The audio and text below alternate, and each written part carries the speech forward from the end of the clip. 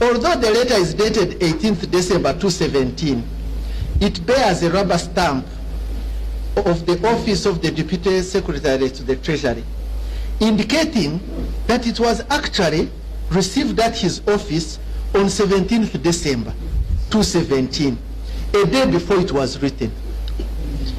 I could have dismissed this as a mere discrepancy in dates, resulting from an inadvertent error, but I cannot. This is because on the same letter is a handwritten insertion marked 1 to Acting Permanent Secretary to Treasury. It reads AGPS/T, that is Acting Permanent Secretary Secretary Treasury. Please handle urgently. I have to sign before end of today, and it is dated 16th December. A letter is initialed and not fully signed. I have no doubt in my mind that it was initiated by the minister responsible for finance, as that is the person to whom it was addressed, and the only one above the PS Secretary Treasury who could direct him as he did. This is the only reasonable inference I could make. I was quite unprepared for a jest when I discovered the discrepancies apparent on the face of this document.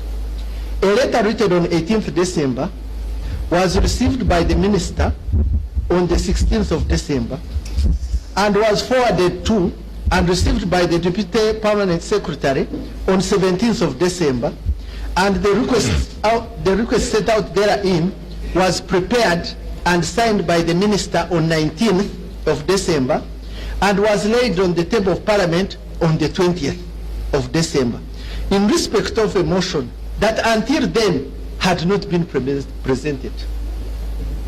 These facts are not just interesting, they are disturbing, revealing as they do the fallacy of an ill and shabby attempt to conceal the obvious. Let me leave it at that. The proposals contained in the amendment brought back to CIME to extend the term are contained in the report, are not contained in the report of the committee. There is nothing in the answer to indicate that before CIME proposed amendment as he did, similar proposals had already been made and adopted. Therefore, the amendment to the bill as introduced by CIME was and remains invalid, null and void, and Parliament having proceeded on it and passed it without having first obtained a valid certificate of financial implication as required by law. I have no hesitation in finding that the CIME amendment contravened Article 93.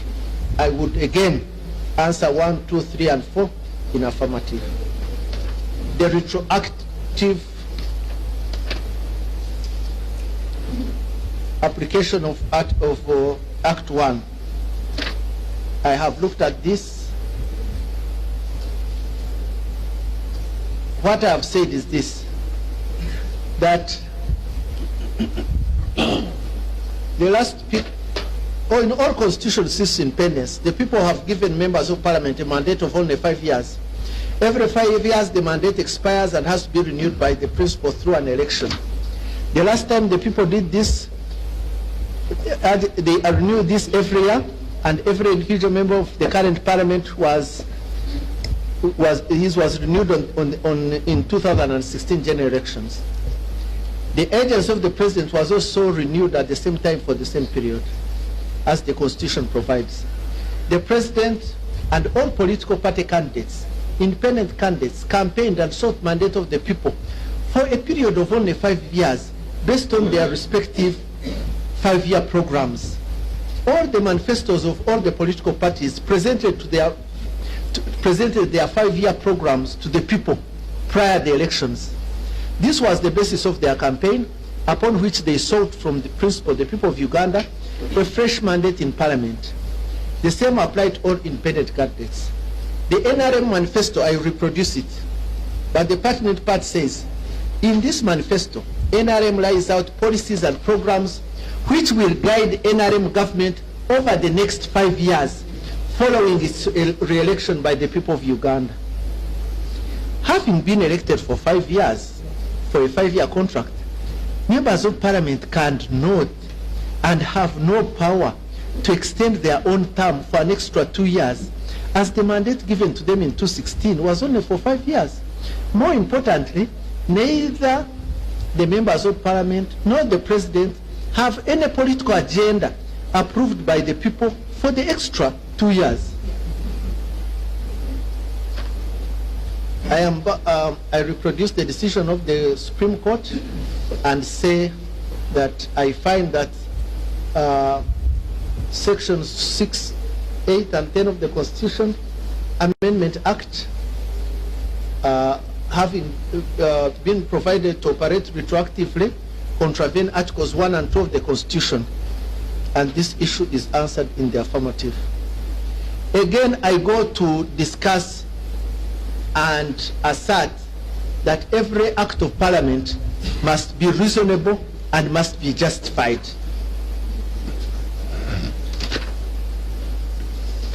I find that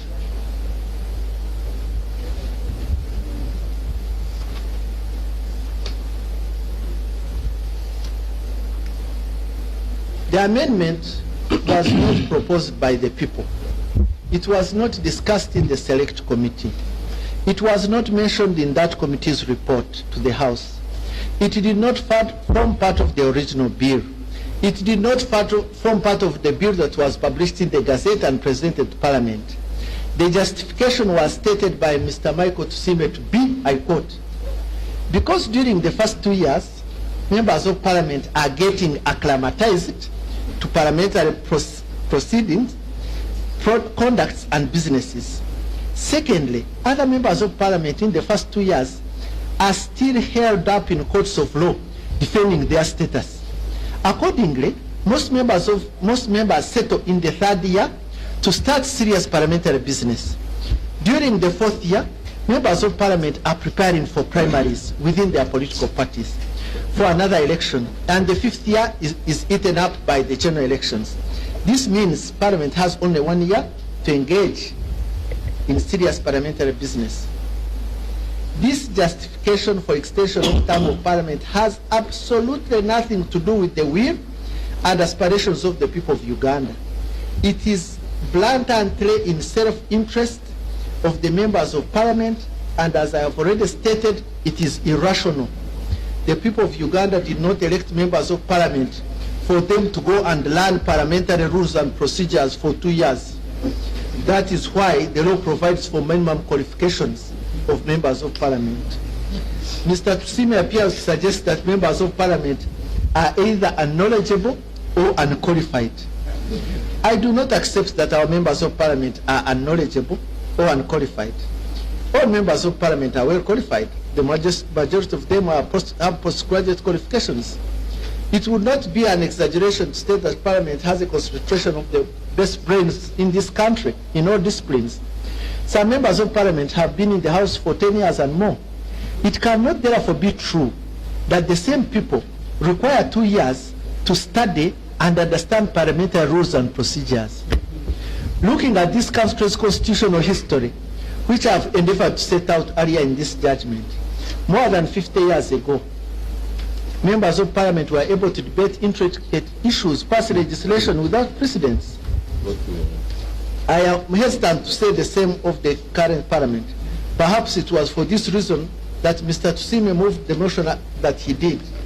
If that be the case, probably a parliamentary pre-entry aptitude exam would have remedied the mischief. There is no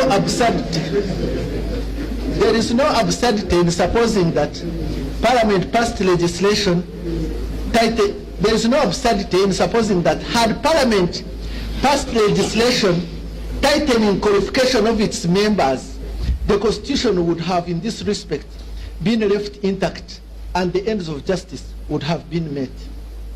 I am unable to find any reasonable justification as to why members of Parliament would amend the Constitution to grant themselves 2 more years on top of their current 5 simply to get acclimatized in parliamentary procedure, conduct, and business. Having done so, for the Honorable the Deputy Attorney General to simply insist that the amendment was a reflection of the will of the people whom the members of Parliament had contacted using iPads. the reason why Parliament was to give justification for passing of a law is a legal requirement that the law must be rational. I go to Article 8, it requires that the law be rational, and I say it is not. Reintroduction of term limits, I find that the reintroduction of term limits again did not comply with Article 93 of the Constitution, was not debated by the committee, was not consulted upon by the people of Uganda, and therefore I find that its passing was unconstitutional. Whether Section 3 of 7 of the Impunity Act, which removed 75 years age limit of the President and lowered age limit of district chairpersons, is unconstitutional. Although the thrust of the Magezi Bill, as set out in its preamble, and the justification that followed, was to amend Articles 102B and 183B of the Constitution, the constitutionality of those amendments, as subsequently set out in Section 3 and 7, was only challenged in Petition number 5 of Honorable Karhanga and Petition number 10 of Prosper Sinje. All other petitions challenged the constitutionality of the entire process. They did not directly challenge Section 3 and 7. So I go to that. I have found nothing to suggest, let alone to prove, that Parliament cannot, through established constitutional processes, validate the qualifications of a president or that of district chairpersons. Qualifications of the president and those of chairpersons, local governments, do not, in my view, form the basic structure of the Constitution. I therefore accept the submissions of the Honorable Attorney General that Section 3 and 7 of the Impunity Act are not inconsistent with or in contravention of those articles of the Constitution. The people of Uganda, through their Constitution, should be able freely, whenever it is absolutely necessary to do so, to validate the qualifications of their leaders. These qualifications include, but are not limited to citizenship, age, academic qualifications. The same ought to apply to qualifications of the same leaders. It may be, for example, found necessary in future to require every presidential candidate to be computer literate, fluent in English and Swahili and other two local languages. The list is endless. The framers of the Constitution did not, for good reason, find it necessary to entrench the provision that relate qualifications and disqualifications. I have read the Odoki report, excerpts of which I have produced in this judgment. Nowhere in the report did the people of Uganda suggest, propose, or debate the age limit of the president. This appears for strange reasons to have sprung up during the Constituent Assembly debate. Be that as it may, it eventually found itself into the Constitution. For that reason alone, I would not regard it as one of the best structures of the Constitution. The Magezi Bill, as first tabled in Parliament, covered two aspects, that is Article 102 and 183, and the second was the recommendations of the Supreme Court in Amama Baba's URM7 case. None of the petitioners presented serious challenge to the constitutionality of the original bill as presented. I have already found that it was not in contravention or inconsistent with Article 1, 2, and 8 of the Constitution. I also found that there is evidence that financial implication certificate was properly obtained. There was argument that because the Attorney General is the one who was directed to file the bill by the Supreme Court, that nobody else could. I don't find this argument valid. I now proceed to determine whether the Impunity Act may be saved by severing it from the Section 2, 5, 6, 8, 10 and retaining 1, 3, 4, and 7. I have found no reason why the impugned sections 2, 5, 6, 8, 10 cannot be severed from the Impunity Act, the same having been declared unconstitutional, and retain the remaining section. This is possible because those sections were introduced later in the bill. It follows, therefore, that sections 1, 3, 4, and 7, which constitute the original bill, could be able to stand on their own after the impugned sections were introduced later, having been removed. However, I have to consider all the pleadings and submissions in respect of the procedural and substantive issues raised, and determine whether or not they vitiated the impugned act as a whole, rendering it unconstitutional, the above notwithstanding. So I go through the affidavits of Semuju, then the affidavits of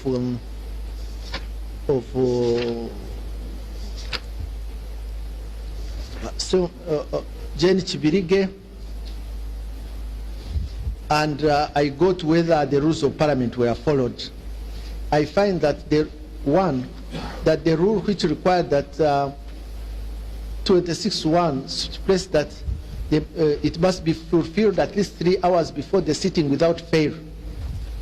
Here notice was not given. I find that this rule was not followed, and I also find that Oloka Onyango and others versus Attorney General and Paulo Kawanga Semogere versus others says that the parliament must follow its rules.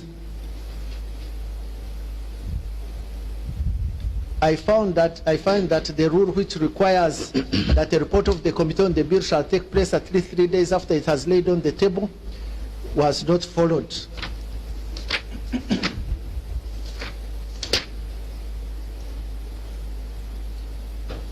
I also find that the motion raised by the Deputy Attorney General was not seconded, and I find that that violated the rules of Parliament.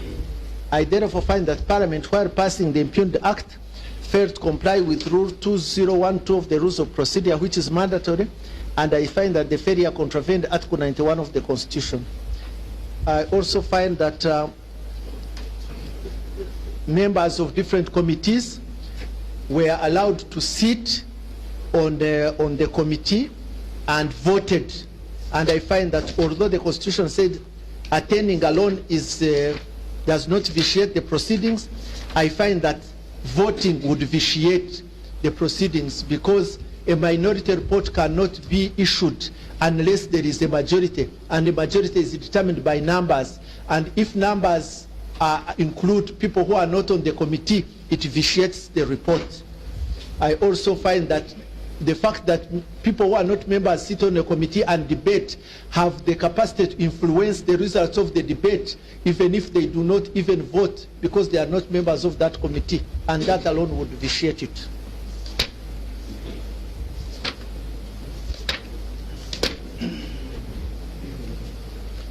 I find that the Speaker of Parliament was alive to the fact that a constitutional amendment could not be made without consulting the people.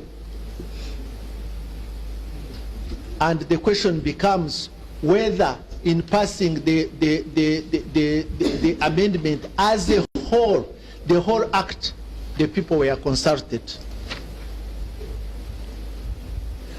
I find that on Wednesday, 27 September, Raphael Magezi presented a bill.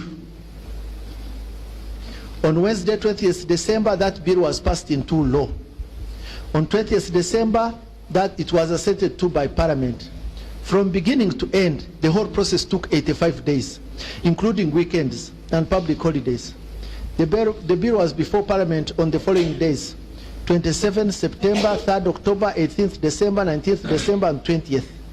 A total of 5 days. The bill was read out for the first time on 3rd October.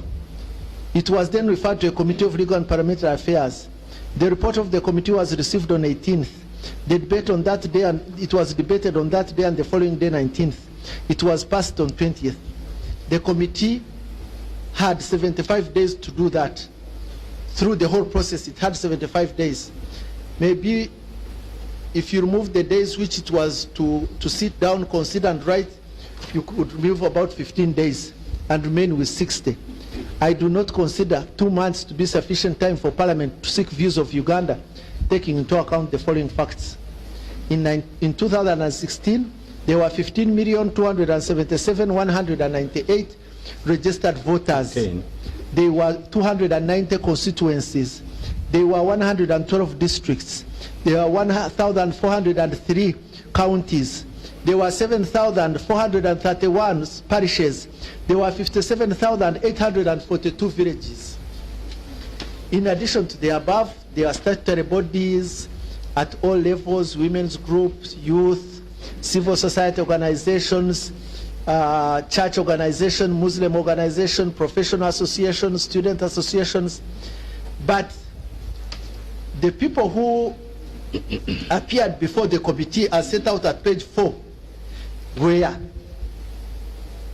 I don't want to read them, but you can go there and read them. Number 1, Magezi Rafaeli, Equal Opportunities, Minister of Justice, Prime Minister, Law Reform, Electoral Commission, Democratic Party, Conservative, Dr. Mbusya, Jema Kabwejere, Leader of Opposition, Local Government Association, Captain Ruhinda, George Baka, Gilbert Mutunji, Moses Mfutichiza, Egore Lawrence, Baka Rangoye, Retired Jim Muhwezi, Fronasa Veterans, Association of National Unity, Baryamureva, Sempebwa, Murira, Amanya Mushega, Tango Doi, kick age limit out of the Constitution, Center for Information and Research, Rarobo, Masindi District, Fred Gwedeko, Buganda Region Youth, the list goes on. These above are the only stakeholders who were able to present their views to the committee. There are 22 individuals, 8 government ministries and agencies, including Prime Minister in his official capacity, political parties, the leader of opposition, 1 district local government. The rest appear to be a collection of obscure and amorphous groups that include Afro-NASA Veterans, Uganda Association of Uneducated Persons, kick all age limit out of the Constitution, and others. With all due respect to the members of the committee referred to above, for them to suggest that the above persons and groups are the stakeholders representing the whole people of Uganda as envisaged under Article 1 of the Constitution, in view of our past history, is unfortunate to say the least. I must state here that I have restrained myself from using the stronger language. I say so because the Electoral Commission statistics of 2016 general elections I have reproduced above, since a number of persons consulted as individuals were only 22, it means they represented 0.00013% of the registered voters. Even if 455 members of parliament were added to this list, assuming they were all consulted, they would be 0.8% exactly to be of the registered voters of 2016. I am alive to the fact that passing a bill does not require input of every individual Ugandan, even every member of parliament. However, every bill requires public participation that is purposeful, well-intended, and meaningful. What happened in this case appears to have been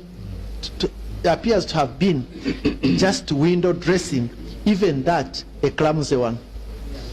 The framers of our constitution, the people of Uganda, were not contented with simply the right to vote in a free and fair elections as the only expression of their will.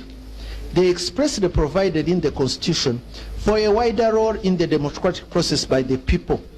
Articles 1, 2, and 8 of the Constitution, the people reserved for themselves the role in the legislative process, as had been echoed by President Museveni in his maiden speech on the steps of Parliament on January 29, 1986, which I have reproduced earlier in this judgment.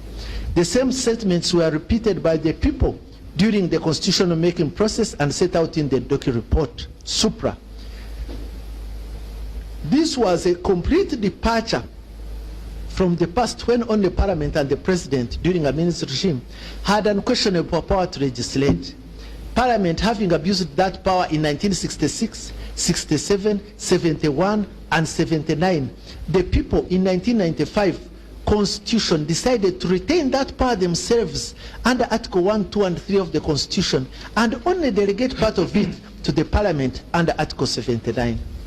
Since Uganda and South Africa share a common history of tyranny and oppression, I reiterate the words of Nkokbo J in that case of Doctors for Life, which says participation by public on a continuous basis, vitality to the to the functioning of the representative democracy.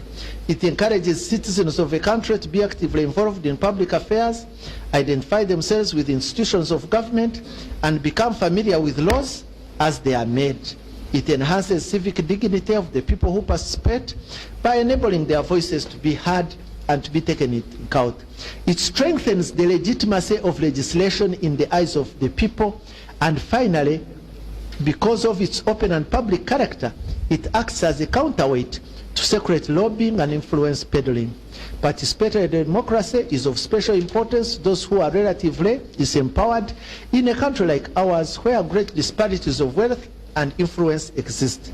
Therefore, our democracy includes as one of its basic fundamental principles the principle of participatory democracy. Neither the Constitution nor any other law describes the nature. However, Article 137B this court is closed with power to determine whether an act is authorized. So I say we can only use and apply an objective test to determine the above question. The question is, looking at the process as a whole, can we say that there was public participation? The rights of the citizen to participate in a democratic process is a social, economic, and political right. Parliament has a duty to promote and uphold it. So they should have a test that is objective, and I've suggested what in research we call a SMART test, that Parliament should use a test that is specific, measurable, has results that are attainable, that is relevant and time-bound. And I've looked at the 8 affidavits: Muhanga, Margaret, Jen Chibirige, Kakoza, Baryeku, Lokeris, Musasizi, Ongaro Bote, and Rosemary Bikako, and come to the conclusion that this was not enough evidence to show that people of Uganda did participate using the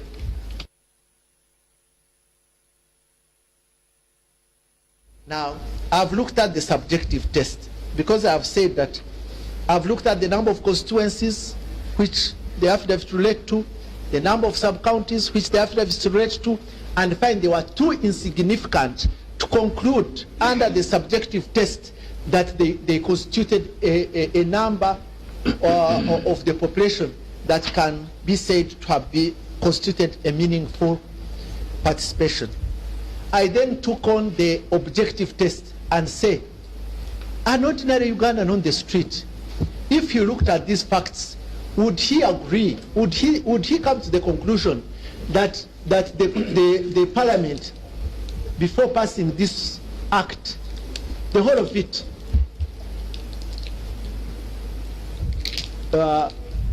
took into account the views of the people, or allowed the people to its right of public participation?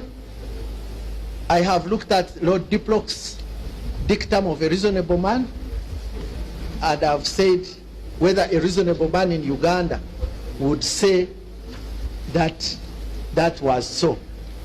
I have tried to define a reasonable man and say the reasonable man in Uganda is one who has a national identity card, a mobile phone, listens regularly to radio, attends LC meetings, has a job or attends to his garden or business, rides on a boda to town, and takes his children to school. And I ask myself, an ordinary Ugandan of this nature, can he positively state that there was reasonable and adequate participation in the legislative process that resulted into the enactment of the Impugned Act? And I answered it in the negative. And on that account alone, I find that Parliament failed to encourage and empower, facilitate public in participation of all citizens in the process of enacting the Impugned Act, and that contravened Article 1, 2, and 8 of the Constitution. And this very act vitiated the whole Impugned Act.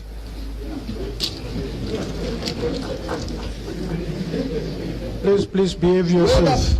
Listen, Mr. Mbale, just a moment, my lord. whether police and the army... My Lord, just a moment. There's a code of behavior which we all know. You can laugh inside yourself. This one of springing up as if this is a political rally. This is not a political rally.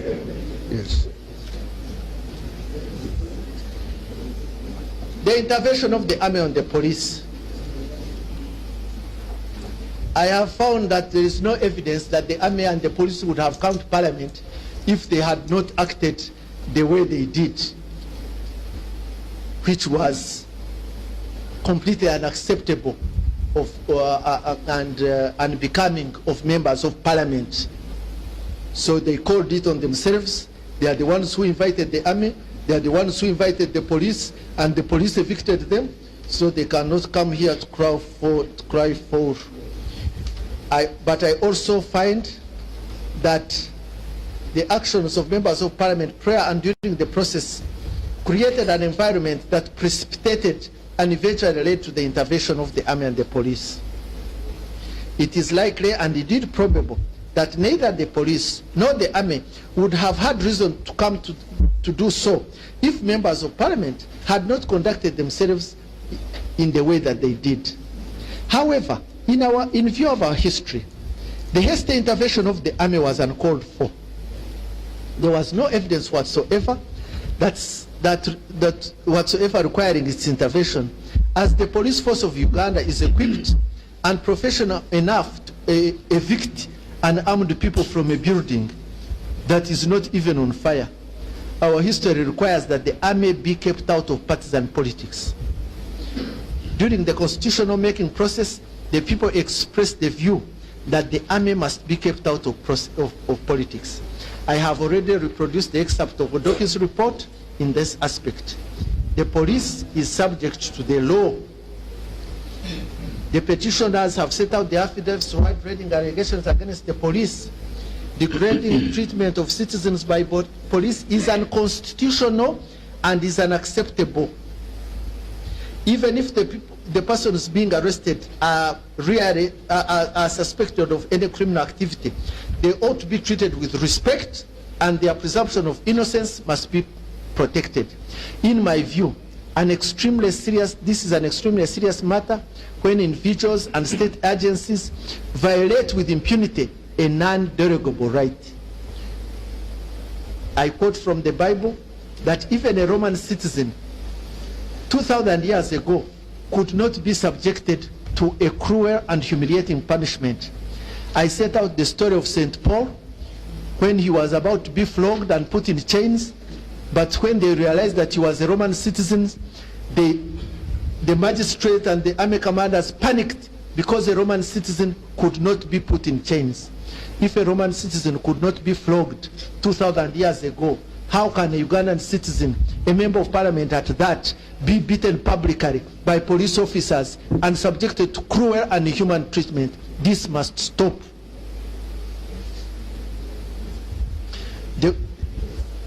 The police must uphold the dignity of citizens. It is upholding the dignity of citizens that makes them proud and promotes patriotism. The police in Uganda has no right to flog match members of Parliament, beat them and humiliate them the way they now routinely do, which this court takes judicial notice of as being a notorious fact. This is completely unacceptable and it must stop forthwith. The Attorney General must ensure that this is brought to an immediate end. Today members of Parliament are flogged. Tomorrow it shall be a minister. And then, God forbid, the Chief Justice. We would have gone full circle. If that action of the police and army in forcefully evicting members of Parliament from chambers and arresting them after manhandling them, I find that the action of the police and the army in forcefully evicting members of Parliament from chambers and arresting them and manhandling them violated the Constitution. In my considered view, the Speaker of Parliament should have simply adjourned the House to the next day. Then the Sergeant at Arms would have denied entry to the members who had been suspended.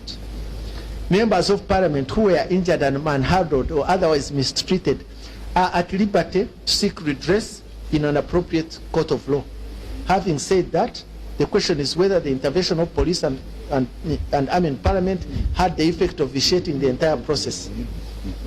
I have gone through this and reproduced where the Deputy Speaker said the House was so full, and he was saying that today was special, some people have just come in for the first time. Then Robert Chagurani, the MP, said today we know that studies have been made and surveys have been carried out. Madam Speaker, I have had the rare opportunity to traverse the whole country, and everywhere I have been, from north to south, from east to west, the people are saying do not amend the Constitution, and find that there was no evidence to suggest that members of Parliament, in spite of what happened, were prevented from consulting because everyone said they consulted. I've also found that the House was full. 417 members of Parliament were present. 315 voted for the bill, 62 against, and 2 abstained. The House was so full that members were standing in the lobby and the Speaker could not close the door. So for that reason, I do not accept the argument that whatever happened vitiated the process, because all members of Parliament turned out and voted the way they did. It is on record that Parliament did provide each member of Parliament with 29 billion.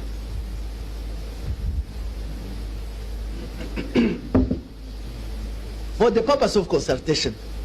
A few members of Parliament on their own volition returned the money. I must mention that they were 14 in number according to the evidence of Jane Chibirige. This list did not include Mrs. Betty Nambozi Bachirike. She was not truthful when she stated in her testimony in court that she returned the money. All she did was to write a check, which was never cashed. She knew very well at the time she came to court to testify that the money never left her account. She did not appear to be a truthful witness. I can safely conclude that since members of Parliament were given money, they accepted it, they were free to consult the people. All in all, no sufficient evidence was provided to prove that members of Parliament were prevented from consulting the people. Before I leave this issue, I'm constrained to comment on the 29 million. I must state that it was disturbing to find that whereas all members of Parliament were given this money, almost all of them did not use it for the purpose of facilitating public participation. Those who attempted to do so simply held a few meetings, talked to a few they had selected. This is not because they were prevented by the police from consulting. They simply did not bother to consult.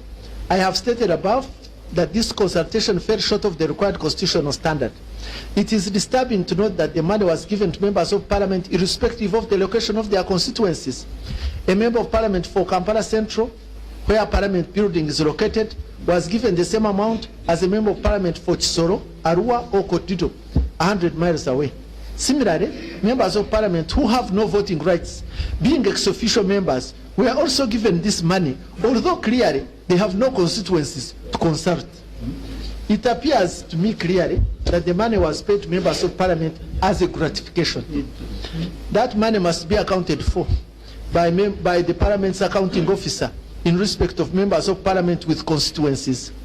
In respect of members of Parliament without constituencies, they must refund this money, or it should be recovered from them through a process established by law.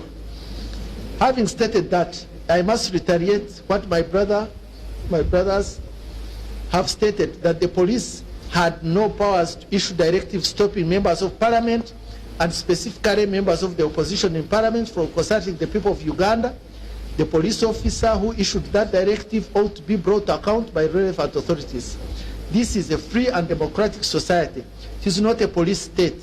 The Public Order and Management Act must be implemented subject to the Constitution.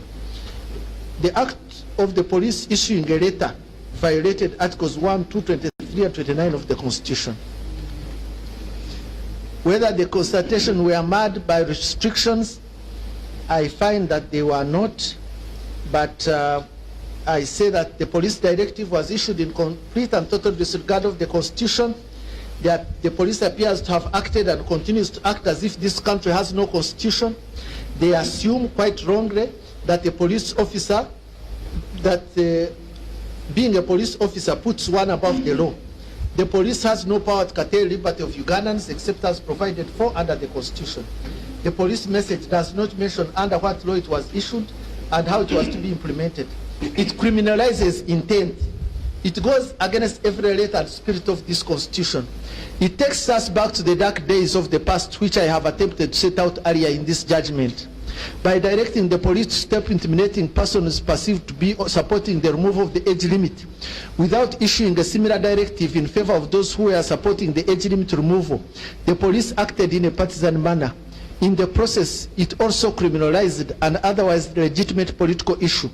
By criminalizing a section of society, in this case, the people who did not support the removal of age limit, the police pursued an extremely dangerous path. This kind of trend is what our Constitution was put in place to stop. The police directive violated the promise of freedom and liberty the President gave to the people of Uganda in 1986 at the steps of Parliament when NRA took power. Throughout the early colonial period, perhaps up to 1955, the colonial policy of discrimination and criminalization affected all the people of Bunyoro. Many had to change their names, dropping Runyoro names and adopting Chiganda ones. More than 3/4 of the population of Bunyoro was killed or starved during the Kabarega Wars, leaving empty land that was turned into national parks and game reserves by the colonial government. There was also discrimination and marginalization of Catholics during the colonial period. From 1966 to 71, there was widespread criminalization of Baganda and the members of the opposition Democratic Party and Kabaka Yeka. From 1971 to 78, there was criminalization of Acholi, Langi, and members of the UPC. Amin's wrath did not spare the Indian community, who were expelled and their property confiscated by government, including those Ugandan citizens of Asia of Indian descent. Almost the whole population of West Nile was forced into exile between 1979 and 86, simply because Idi Amin happened to be born there. Muslims were persecuted, criminalized, and discriminated against after the fall of Idi Amin. Banyarwanda and Manyankore followed suit between 81 and 86. During this time, many DP and UPM supporters were tortured, killed, or exiled on that account alone. All the above are notorious facts of our history that I take judicial notice of. 1995 Constitution was intended to put end to this cycle of violence in Article 21(1) of the Constitution. Article 43(2)(a) of the Constitution provided freedom from political persecution, that freedom from political persecution cannot be curtailed in public interest. There is, in this case, therefore, the Public Order Management Act cannot be used to curtail, to derogate or pursue political persecution. There is always danger that if the Constitution is not strictly complied with, our hard-earned democracy shall degenerate into authoritarianism, which leads to totalitarianism and dictatorship. Totalitarianism leads to tyranny and oppression, and both of which inevitably lead to anarchy. This is the trend that our Constitution of 1995 was put in place to stop. It is for this very reason that we must defend every letter of this Constitution and condemn every act that violates it. I therefore find that the act of police issuing a letter contravened Articles 1, 2, 21, 23, 29, and 31 of the Constitution, and I hold so. Having said that, I agree with my brother Cheborion that no sufficient evidence was adduced to prove that the above police directive and constitutional as it was on its own vitiated the whole process. Denying public access, I said, did not vitiate the Constitution.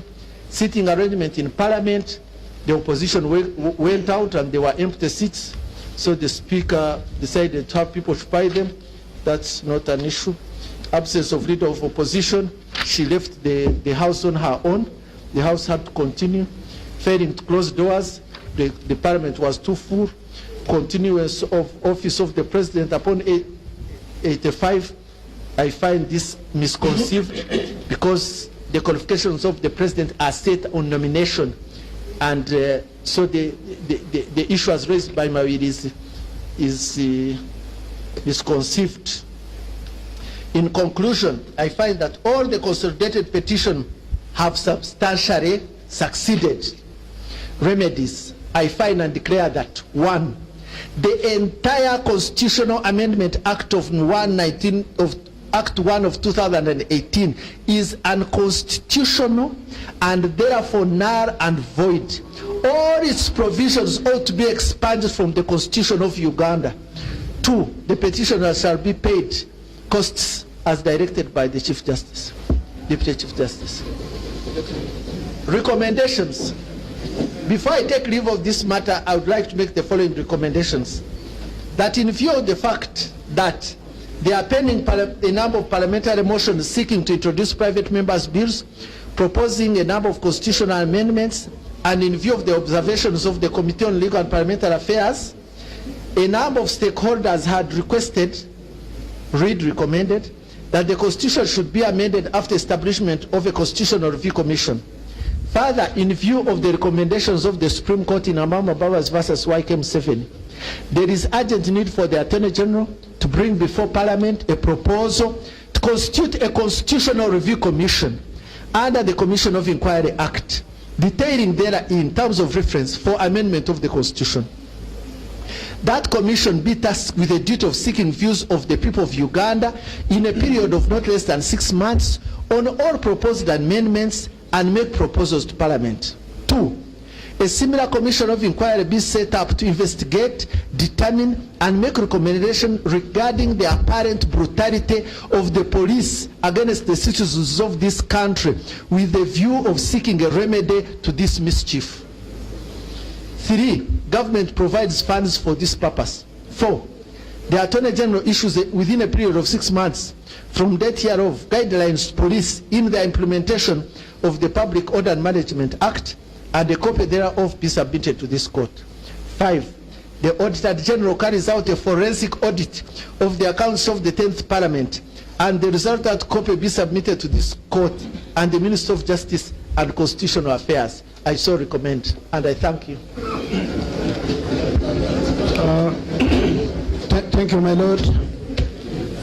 We will now hear Lord Justice Remy Kasule deliver his judgment. Thank you, my Lord.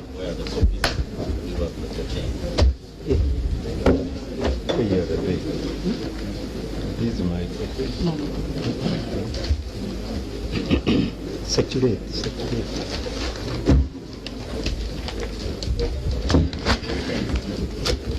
Well done. Your voice was going. This is the judgment. The above 5 consolidated petitions were consolidated for the purpose of being heard and determined together due to the similarity of the issues each one raised. The consolidated constitutional petitions, the subject of this judgment, arise from the enactment by Parliament of a member's private bill, the Constitutional Amendment Bill 2017, which was finally enacted by Parliament into the Constitutional Amendment Act number 1 of 2018.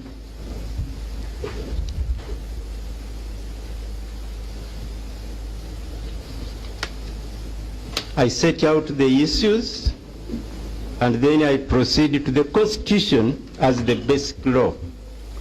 The Constitution is the basic law because it provides the rules and the principles by which the people of a country agree to be governed.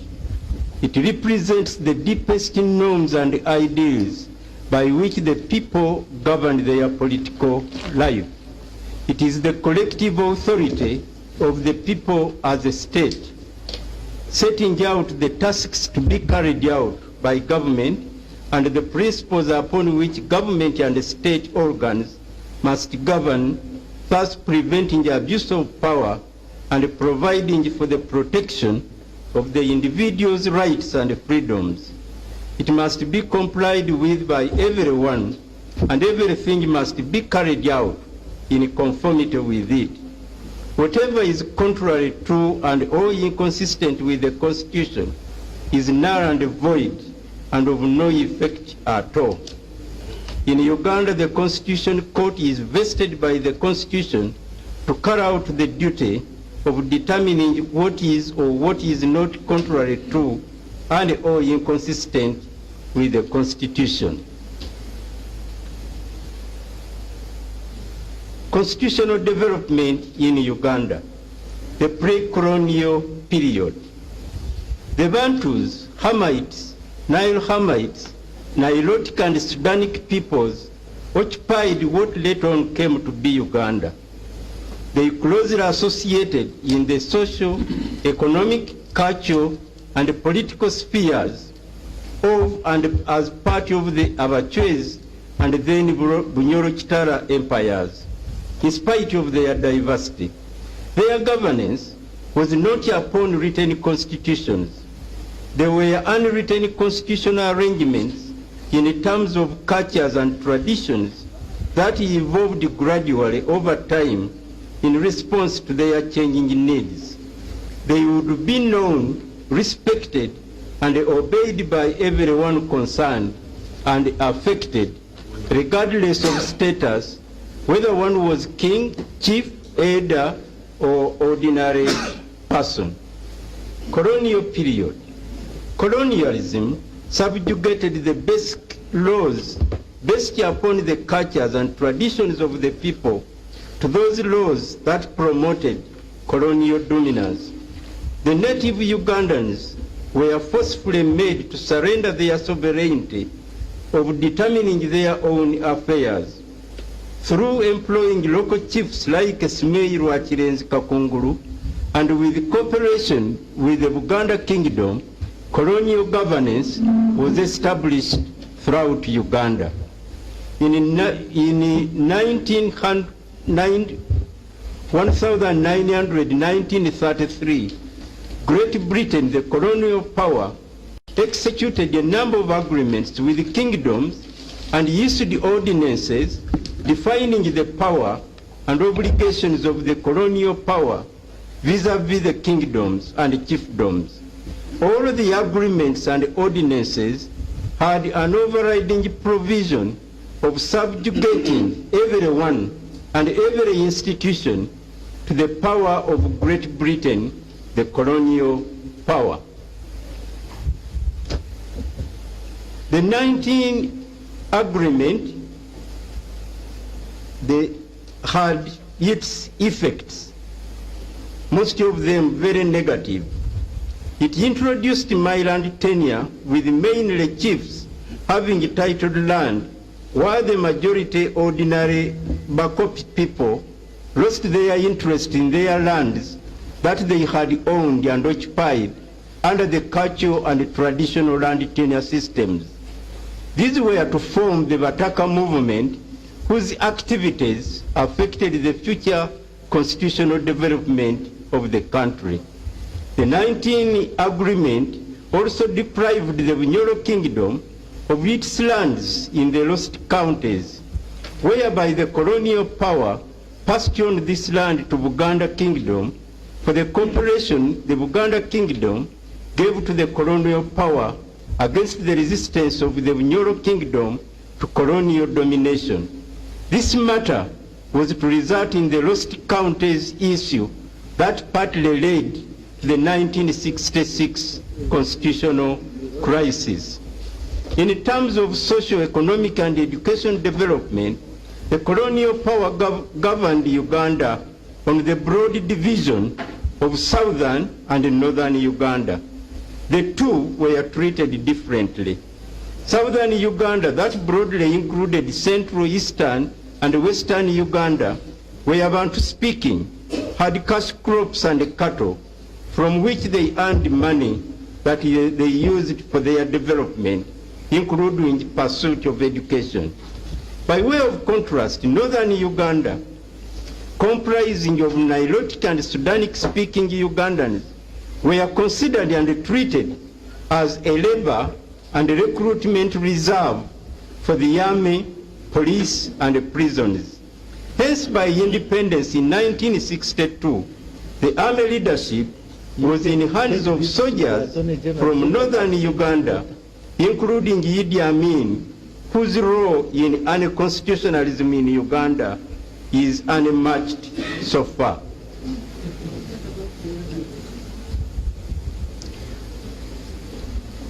Colonialism developed up to 1962, and in 1962, Uganda adopted a constitution, the 1962 constitution.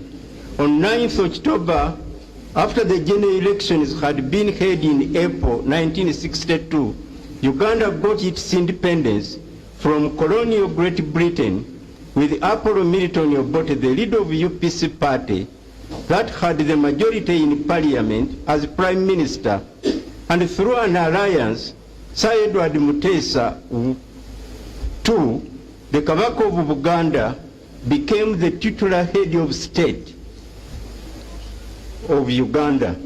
The 1962 constitution never honestly addressed the issues of unity and diversity of the peoples of Uganda, the economic and educational imbalances between northern and southern Uganda, the issue of having a nationalistic and truly Ugandan army, and the issues of land ownership, including the lost counties.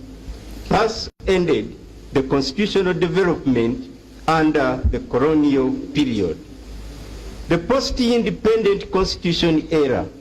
In September 1960, at the opening of the parliamentary building, Ian MacLeod, then the United Kingdom Secretary of State for the Colonies, addressed the Uganda Legislative Council thus, quote, "As the years go on, I am sure that this chamber will witness many varied scenes. So in the future, there will be many hours of hard slogging at the day-to-day business of government. There will be bitter scenes when matters of great controversy are under discussion, and the party feeling is at its height. There will be scenes of high drama and sometimes of low comedy as well." Uganda's post-independent constitutional development has witnessed hard slogging, bitter scenes, high drama, and indeed low comedy in parliament and elsewhere, as MacLeod predicted in 1960. The 1962 constitution was abrogated in 1966. And the Prime Minister introduced the 1966 Constitution through legal notice number 1 of 1966. Through that legal notice, we proceeded to enacting the 1967 Constitution. The 1967 Constitution, there was no consultation of the people. It was placed in the pigeonhole of the members of parliament, and each member had to pick a copy, and on picking the same, the member would proceed to parliament to debate and appropriately approve and adopt the Constitution. Hence the derogatory reference of the 1967 being a pigeonhole constitution. Ugandans never put their collective input in the same. The 1967 constitution was overthrown on the 25th of January 1971 by Major General Idi Amin when he took over government. And Amin assumed everything. His regime destroyed constitutionalism in Uganda. He ruled by decrees exercising both executive and legislative powers. All institutions of state were subjected to his will and wishes. He executed the Chief Justice, the Archbishop Janani Luwum, the Vice President Makerere University Frank Kalimuzo, and very many other innocent Ugandans. He expelled from Uganda all people of Asian origin without any payment of adequate compensation to them. In 1979, when attacking Tanzania in the Kagera War, Idi Amin was attacked, driven out of Uganda into exile by a combination of Tanzanian and Ugandan exiles. The Ugandan National Liberation Front again assumed the power and introduced another legal notice whereby they overthrew whereby they established their government. The UNLF was overthrown by the military commission, and the military commission organized the December 1980 general elections. One, Yoweri Kaguta Museveni, who for a long time had fought to change the status quo in Uganda, this time merged with other dissatisfied groups of Ugandans and formed the National Resistance Army to remove Obote from power and to give Uganda a people-generated constitution representing the desires and aspirations of Ugandans. The NRA assumed power in 1986, and as one of its undertakings was to give Uganda a people-generated constitution. The Odochi Commission was set up. It gathered views from all Ugandans, and after it had made its report, it submitted the same to the National Constituent, to the Delegates Conference, and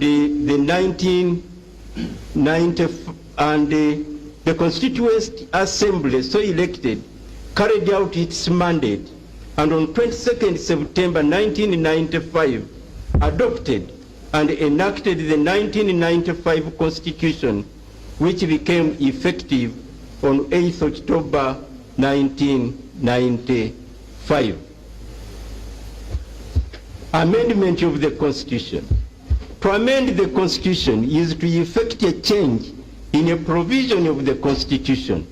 An amendment is an expression as to how the Constitution has been varied. If an Act of Parliament has the effect of adding to, varying, or repealing any provision of the Constitution, then the Act is said to have amended the affected article of the Constitution.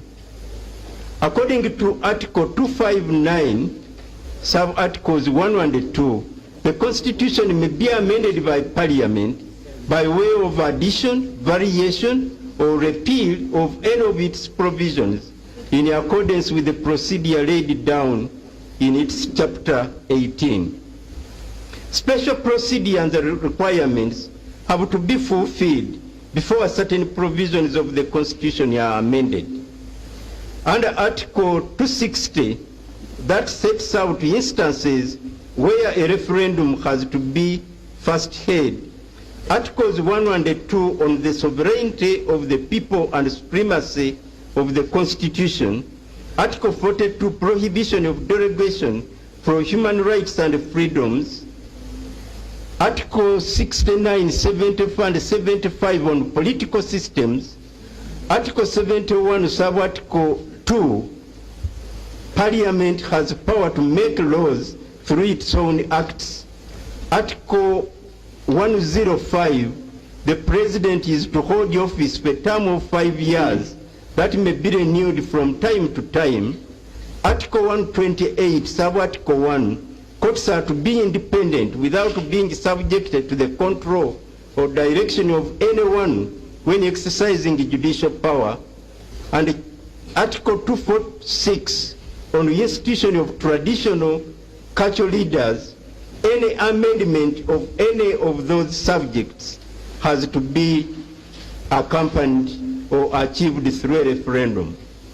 Then there are amendments that require first approval by district councils before they become law.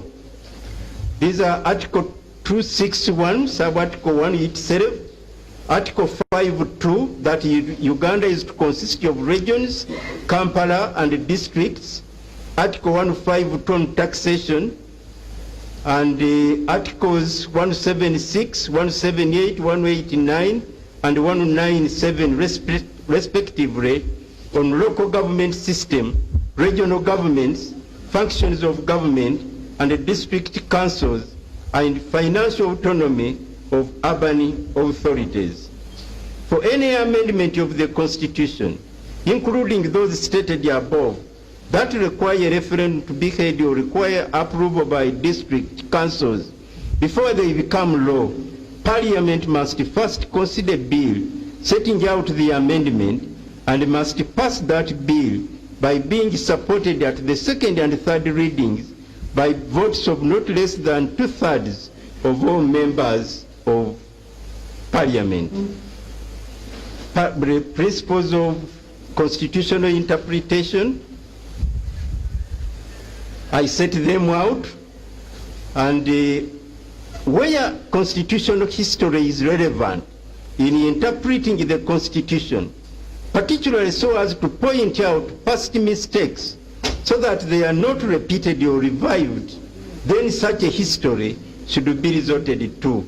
Indeed, this is very well brought out by the preamble to the 1995 Constitution, that we, the people of Uganda, recalling our history, which has been characterized by political and constitutional instability, that recalling of our history cannot be left out when interpreting the Constitution. Issue 1.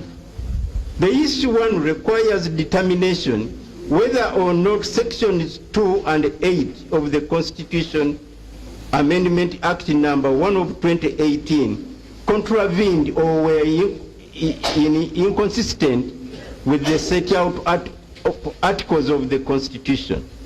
Section 2 of the Act amended Article 77(3) of the Constitution by substituting 5 years with 7 years as the life of Parliament.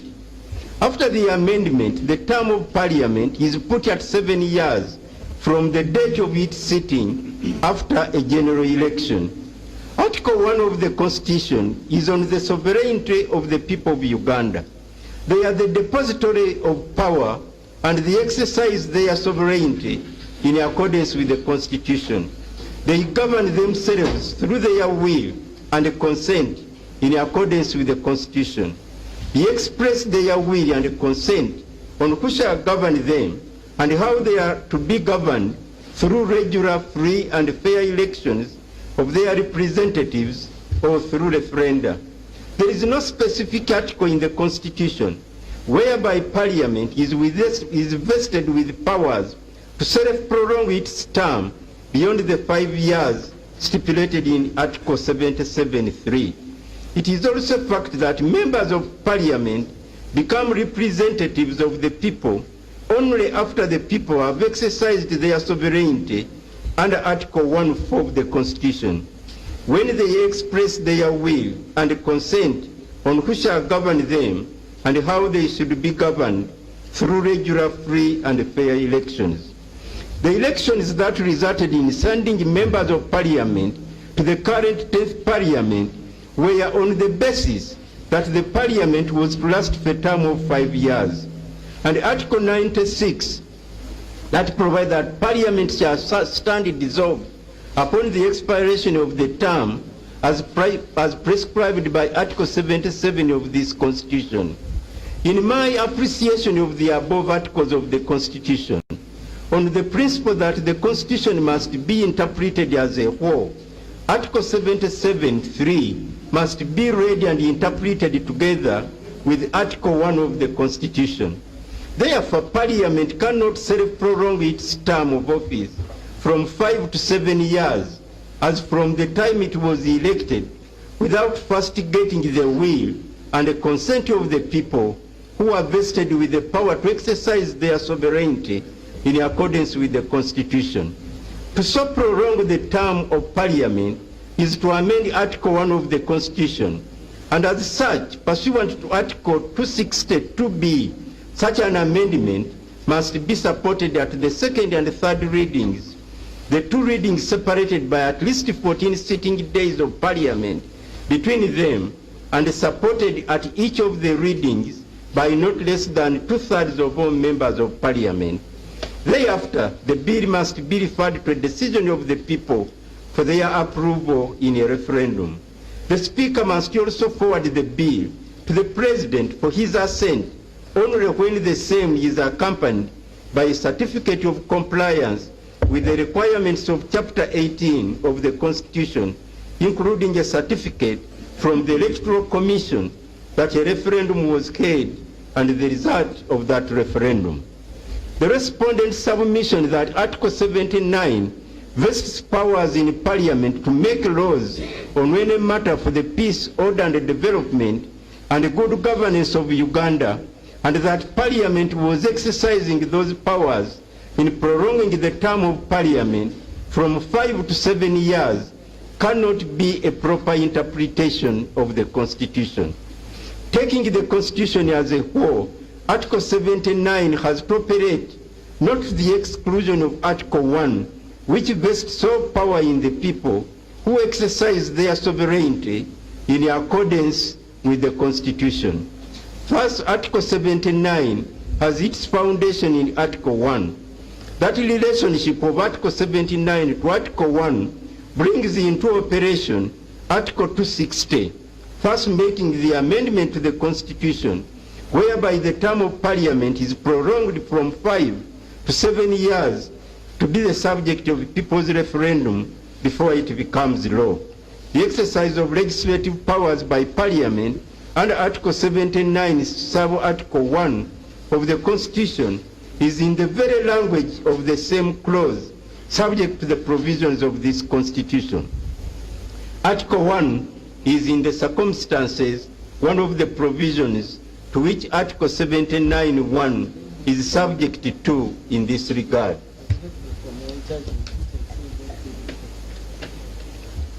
It is significant that in the whole 1995 Constitution, there is only one instance under Article 77(4) where the Constitution allows Parliament to extend its life.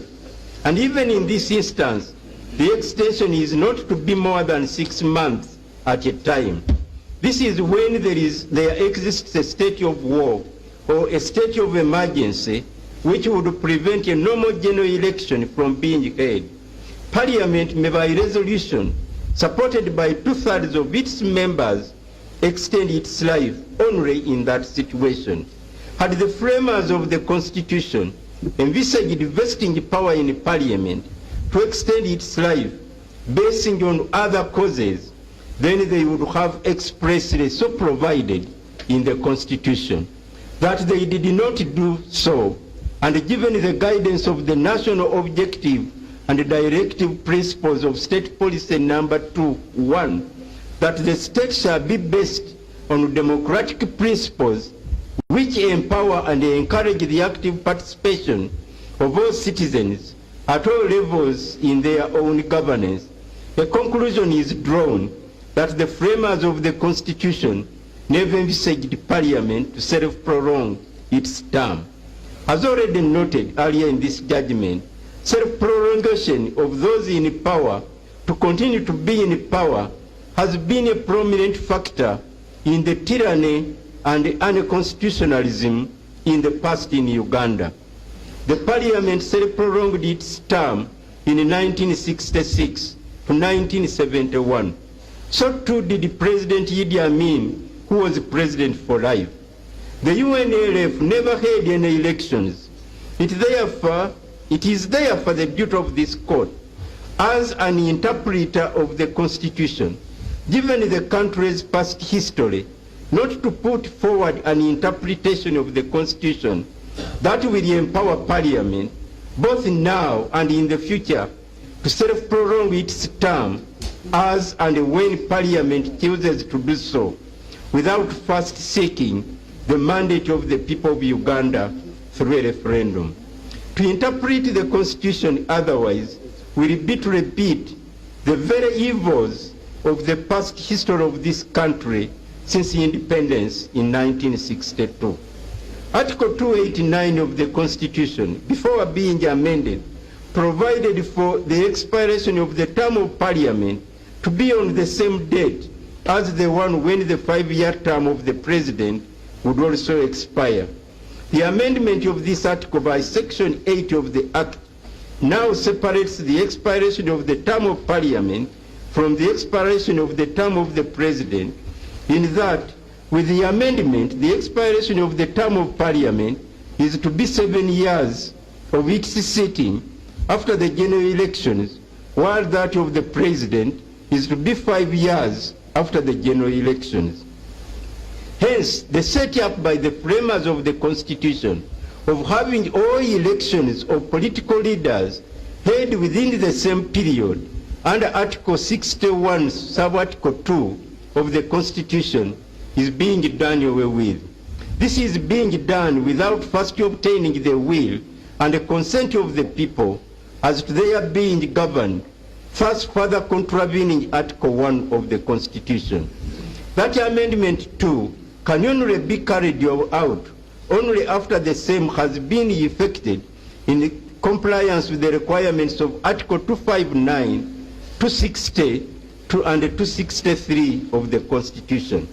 It is therefore my holding that the amendment as effected by Section 8 of the Constitution Amendment Act Number 1 of 2018 is contrary to the Constitution and as such is not in the national interest of the country. For the reasons given above, I come to the conclusion that Sections 2 and 8 of the said Act are contrary to and are in contravention of the Constitution. Issue 1 is accordingly so resolved. Issue 2, for the reasons given in resolving Issue 1, it follows that applying the Constitution Amendment Act Number 1 of 2018 retroactively or retrospectively is also inconsistent, since the said section has already been held to be unconstitutional. Accordingly, Issue 2 is also so resolved. Issue 3, the issue requires the court to determine whether Sections 6 and 10 of the Constitution Amendment Act Number 1 of 2018, extending the current life of local government councils from 5 to 7 years, is inconsistent with the Constitution. Section 6 of the Act amended Article 1814 of the Constitution, in that all local government councils are to be elected every 7 years instead of every 5 years. Section 10 of the Act amended Article 291 of the Constitution. The sum effect of the amendments brought about by Sections 6 and 10 of the Act is to extend the term of the local government councils in existence as at the time of the amendment, and those to be in place thereafter from 5 to 7 years. The system of local government is based on the district as a unit, under which there are lower local governments and administrative units as Parliament may by law provide. A local government under Article 207 of the Constitution and under the Local Governments Act is a district council, urban council, and a sub-county council. It is to be noted that neither in Chapter 11 of the Constitution that deals with local governments, nor elsewhere in the Constitution is there a specific constitutional provision vesting power in Parliament to increase or shorten the term of a local government that is prescribed in Article 184 of the Constitution. Local governments are manned by and their governance is for the benefit of the people of Uganda. It follows, therefore, that they are equally covered by the already stated national objectives and Directive Principles of State Policy, paragraph 2(1). Therefore, Article 1 of the Constitution, sovereignty of the people, equal and strictly applies to local governments like it applies to Parliament. The people, even at local government levels, must be governed through their will and consent. As already heard, the Constitutional Amendment Act number 1 of 2018, by extending the term of local governments from 5 to 7 years, brought into application Article 1 of the Constitution. The people have to determine their governance by expressing their will and consent. For any law to provide otherwise is to amend the said Article 1 of the Constitution and inevitably to bring into play Article 260 of the Constitution, whereby a referendum must first be held before the enactment becomes law. Since no referendum was ever held before this act became into law, and there was no compliance with other constitutional requirements set up under the Constitution, I accordingly hold in respect of issue 3 that sections 6 and 10 of the Act extending the current life of the local government councils from 5 to 7 years is unconstitutional. Issue 4. As to this issue, my holding above in issue 3 renders sections 6 and 10 to be unconstitutional and null and void, and as such, they cannot be applied retrospectively, and their application is also contrary and inconsistent with the Constitution. Issues 5, 6, 7, 8, and 9. These issues question the process by which the Constitution Amendment Act number 1, 2018 was enacted into law by Parliament. I will consider them together. It is the case for the petitioners that in a number of aspects, Parliament acted contrary to specific constitutional provisions as well as its own rules in the way it handled the process of enacting this act, and that this rendered the act to be unconstitutional and thus null and void.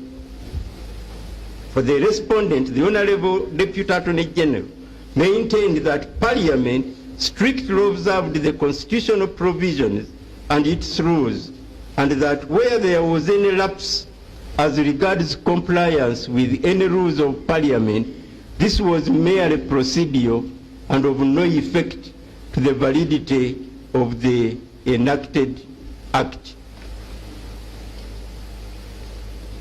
It has to be appreciated that given the country's history characterized by political and constitutional instability, as well as tyranny, oppression, and exploitation, a culture of strict constitutional observance has been developed in Uganda so as to ensure that the country does not revert to its dark history.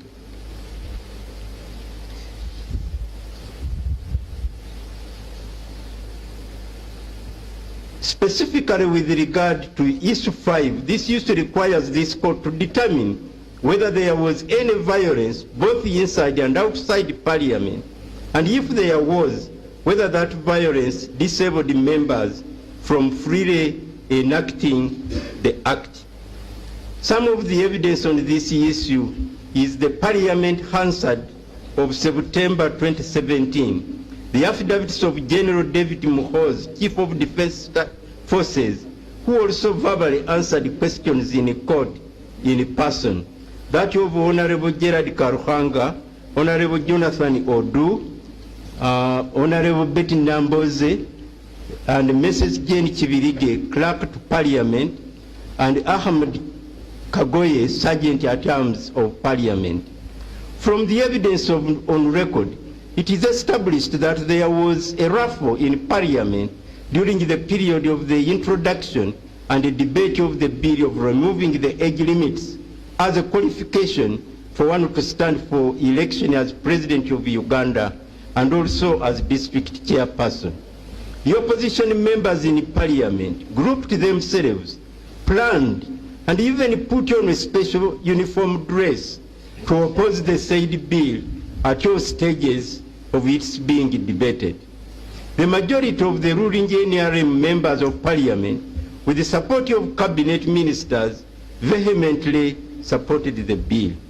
This state of affairs led to the parliamentary proceedings of 21st, 26th and 27th September 2017 to be highly very volatile.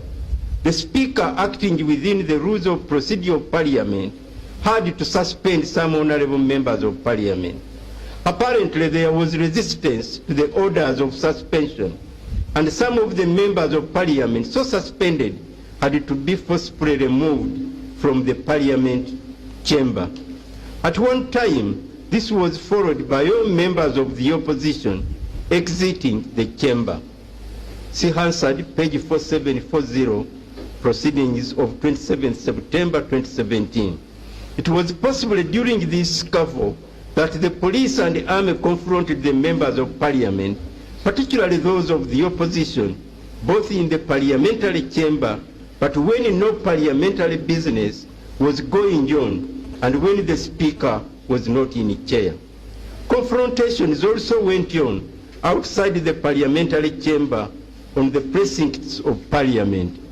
This court received no evidence that at any material time the police and all the army personnel entered the parliamentary chamber when the business of parliament was going on and the right honourable speaker was in chair and interfered with the parliamentary business of debating the bill.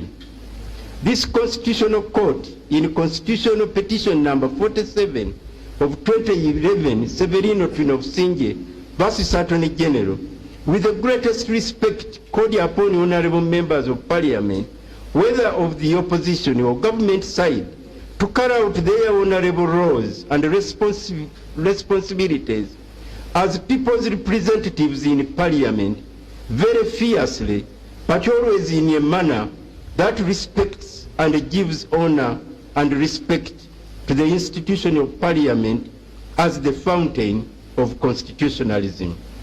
While in my considered view, on the basis of the evidence availed to this court, there was no justification at all for the army and other security forces to join in this scuffle, which should have been handled by the normal police personnel and within the normal security systems of parliament. I regretfully find that a number of the honourable members of parliament acted on some of these occasions without the necessary restraint, decorum, responsibility, and respect to the chair of the speaker expected of them as honourable members of parliament.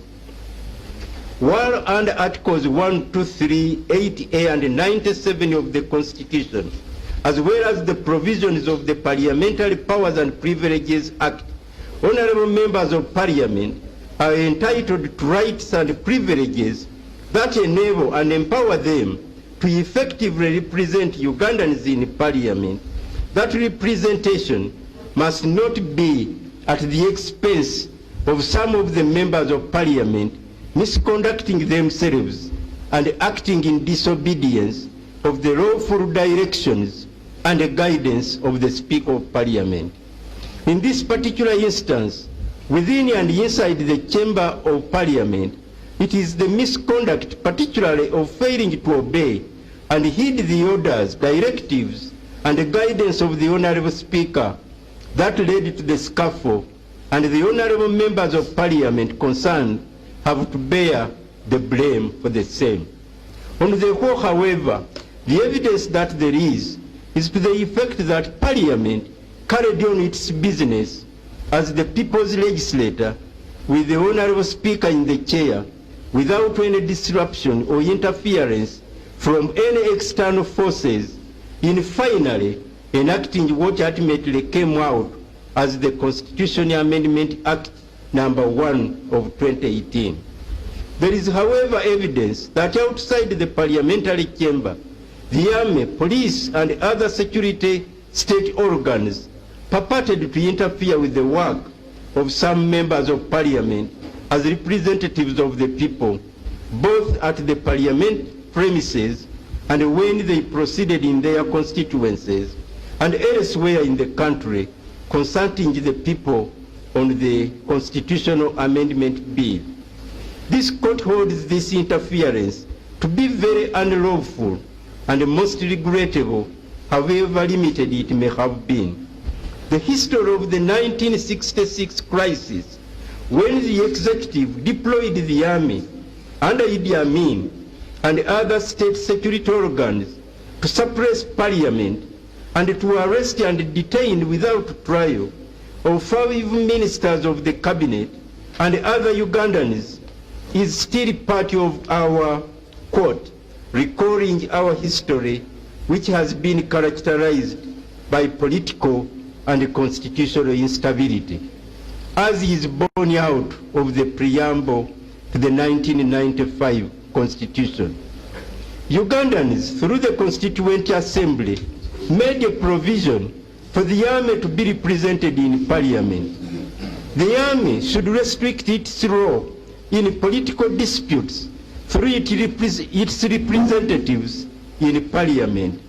To conduct itself otherwise is to overlook and disregard the very painful lessons of the history of constitutionalism in Uganda.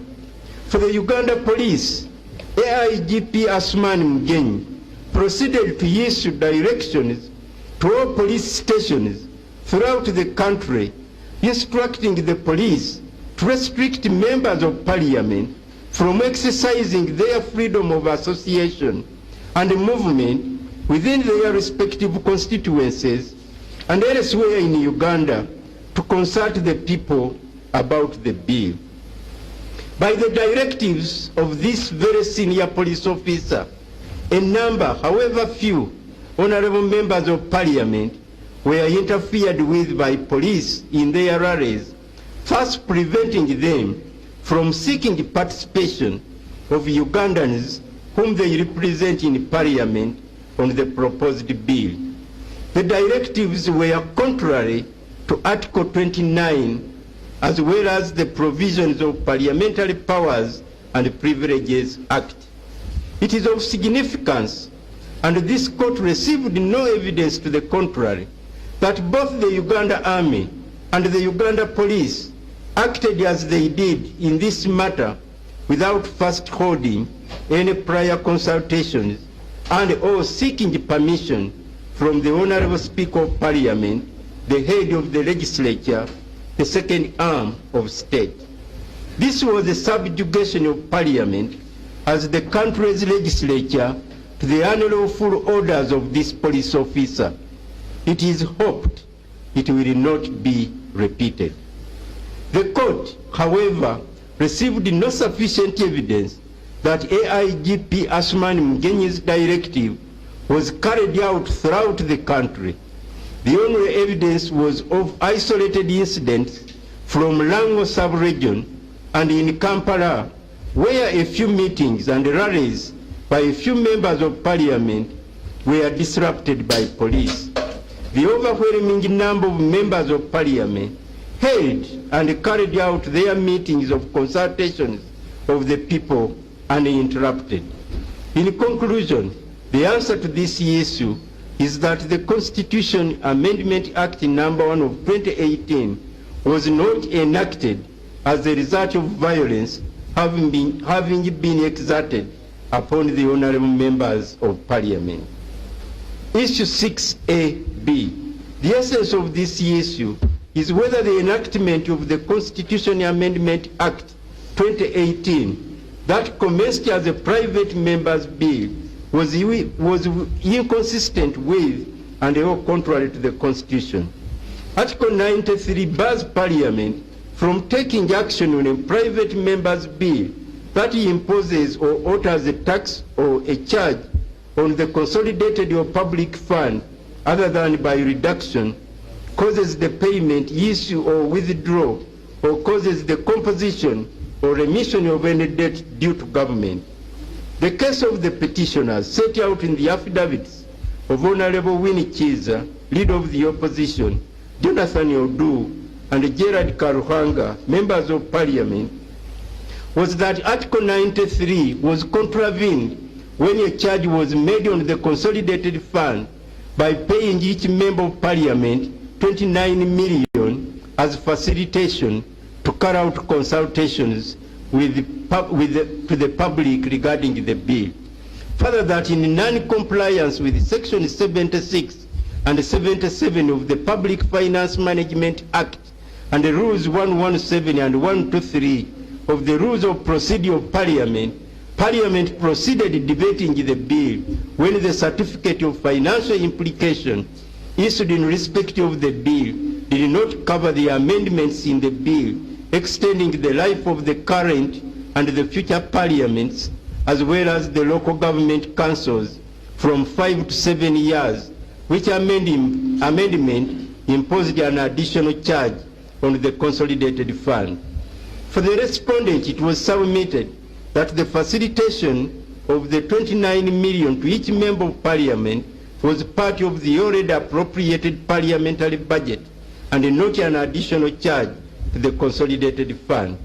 I find on the basis of the evidence adduced before the court that the petitioners adduced no evidence to rebut the assertion of the respondent that the facilitation of 29 million to each member of parliament was not an additional charge on the consolidated fund, and that the same was within what had already been appropriated to parliament within the approved budget. This court therefore finds that the said facilitation to members of parliament did not make any enactment on the Constitutional Amendment Act to be contrary to Article 93 of the Constitution. However, I find merit in the petitioner's submissions as related to the extension of the term of parliament, local government councils from 5 to 7 years. These amendments are sections 2, 6, 8, and 10 of the Act. The stated amendments were not part of the original bill presented by Honorable Majez. The original bill intended to amend the Constitution to provide for the time within which to hold presidential, general, parliamentary, and local government council elections as per the recommendations of the Supreme Court in Presidential Election Petition number 1 of 2016, as well as the lifting of age limits on the person standing as president. The certificate of financial implications dated 28 September 2017 was issued in respect of only the above matters and nothing else. Parliament received the same on 29 September 2017 and was laid before Parliament on 3 October 2017.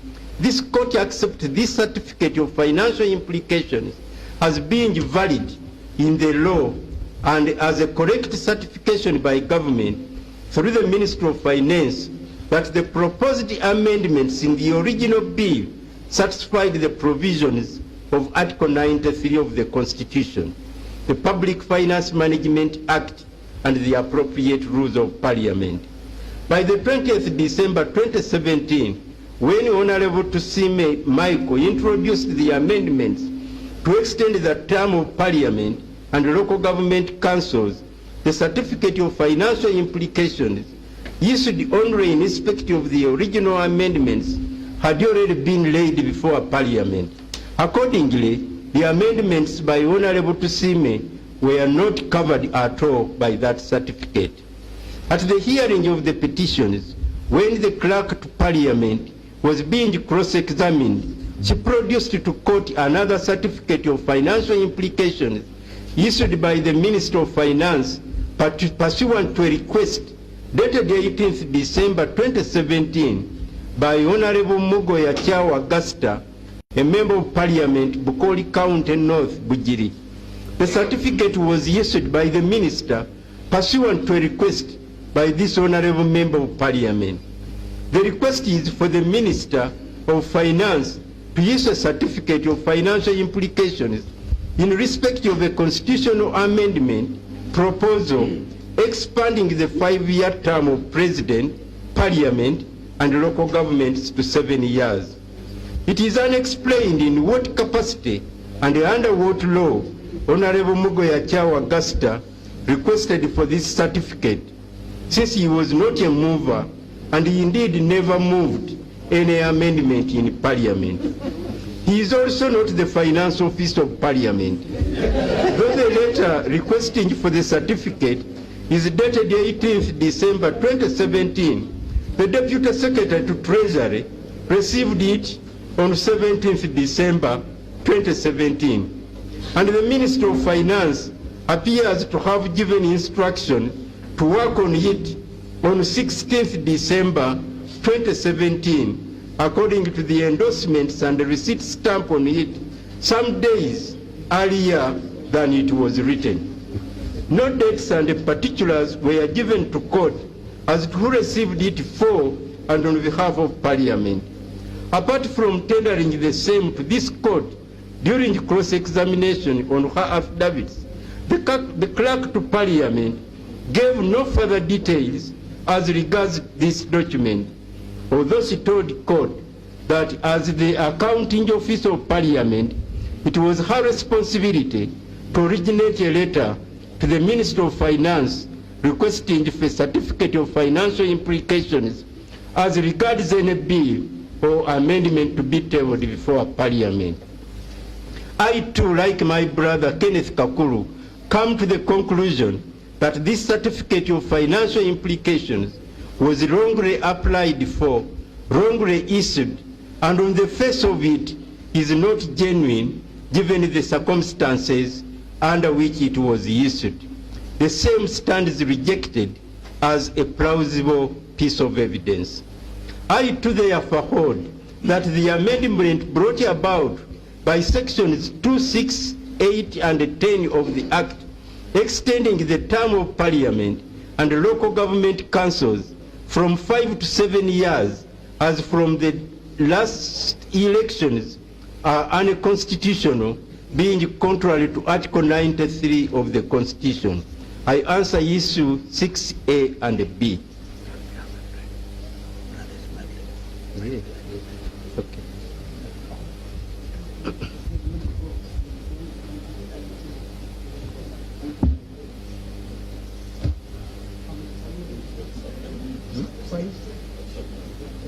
Five minutes. What's the break? 5 minutes. I know. We will have a 5 minutes break, health break, and then when we come, we continue marathon without stopping.